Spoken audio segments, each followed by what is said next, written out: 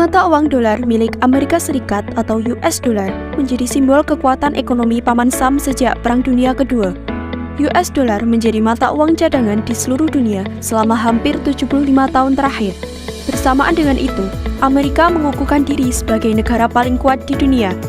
Akan tetapi, beberapa waktu belakangan ini mulai muncul gerakan untuk tidak menggunakan US dollar sebagai mata uang global.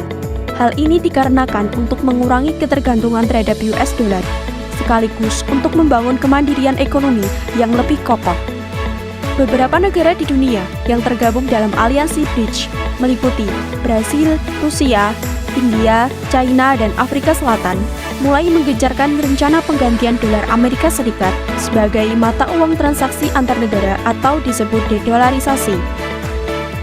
Tak hanya itu, Indonesia turut mengawali langkah untuk meninggalkan dependensi terhadap dolar dari negeri Paman Sam. Hal tersebut dibuktikan dengan Bank Indonesia bekerja sama dengan pemerintah Korea Selatan. Tanggal 2 Mei 2023, Bank Indonesia dan Bank of Korea menandatangani kesepakatan kerjasama atau MOU untuk meningkatkan transaksi bilateral di antara kedua negara dengan menggunakan mata uang lokal masing-masing. Otoritas kedua negara memiliki pandangan yang sama tentang keuntungan melepaskan ketergantungan pada mata uang dolar Amerika Serikat untuk perdagangan mereka. Sebelum membahas lebih lanjut lagi, kita pahami apa definisi dari dedolarisasi itu sendiri. Dedolarisasi merupakan upaya penggantian dolar yang biasanya digunakan sebagai mata uang transaksi bilateral. Hal itu dilakukan untuk melepaskan ketergantungan pada mata uang Amerika Serikat. Dolar Amerika Serikat hingga saat ini masih menjadi mata uang dominan yang digunakan dalam perdagangan internasional. Karena itu, dedolarisasi dilakukan sebuah negara untuk mengurangi ketergantungan terhadap dolar Amerika Serikat.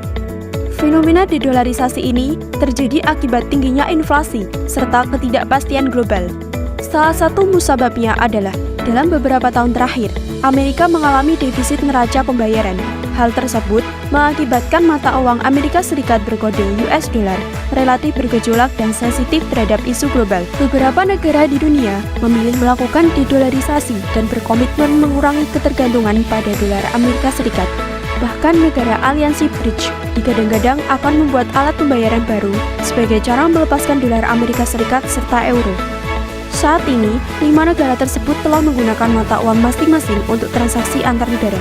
Bukan hanya aliansi BRICS, 10 negara anggota ASEAN baru-baru ini juga sepakat mengurangi transaksi menggunakan dolar Amerika Serikat dan menggantinya dengan mata uang lokal atau local currency transaction. Mata uang pengganti tersebut seperti yuan, euro, mata uang BRICS, rupiah India, dan mata uang lokal ASEAN. Di negara Indonesia, dedolarisasi ini memiliki keuntungan serta kerugian. Keuntungan dedolarisasi: 1. Stabilitas rupiah. Dedolarisasi dalam transaksi keuangan jangka panjang akan membuat rupiah cenderung stabil. Selain itu, dedolarisasi akan mendorong peningkatan investasi dan kegiatan perdagangan internasional. 2. Hubungan dagang lebih erat. Dedolarisasi dapat menciptakan hubungan dagang dengan mitra khususnya tingkat ASEAN menjadi lebih erat. Dengan adanya kerjasama LCT sebagai upaya dedolarisasi, para eksportir dan importir akan diuntungkan. 3. Hemat biaya perdagangan. Menyesuaikan kebijakan moneter dengan kondisi ekonomi lokal, serta menyediakan buffer atau penyangga terhadap fluktuasi mata uang dan aliran modal keluar. Sedangkan kerugian dari dedolarisasi sendiri, mata uang lokal akan sulit digunakan untuk membayar kapal yang beroperasi di jalur perdagangan lintas negara. Karena 90% kapal untuk kegiatan ekspor-impor menggunakan bendera asing, sementara kapal-kapal tersebut ingin dibayar dengan uang dolar Amerika Serikat dibanding dengan mata uang lokal seperti rupiah. Dengan demikian, apakah Indonesia akan mengalami kerugian atau keuntungan? Jika saya analisis berdasarkan pemaparan tadi, Indonesia dapat dikatakan untung.